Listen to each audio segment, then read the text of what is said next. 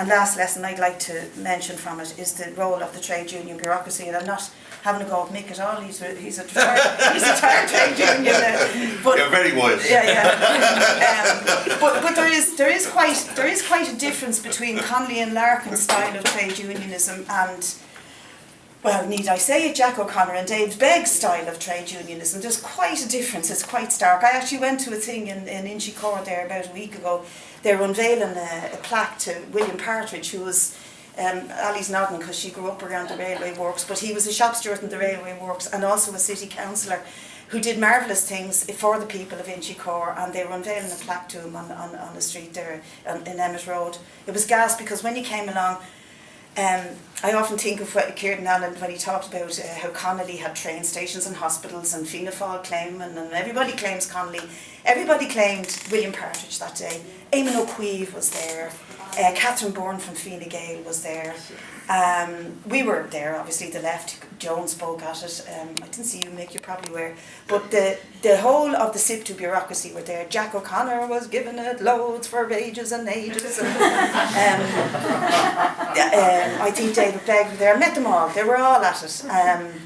And Fianna Fáil and all the rest. But the gas thing was, so the plaque is miles up here, right?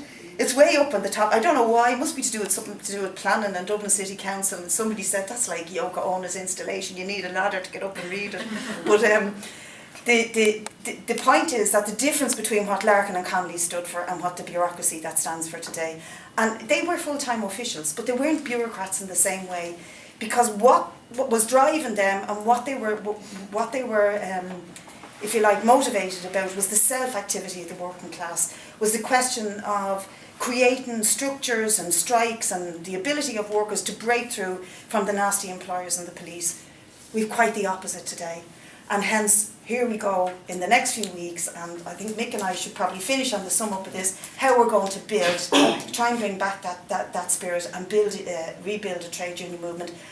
I'm not saying we're in a bad place now. We can discuss that in the conversation we're going to have. We're in a bad place. We've been driven back very badly. People are down in their mouth about their trade unions and what's going on them.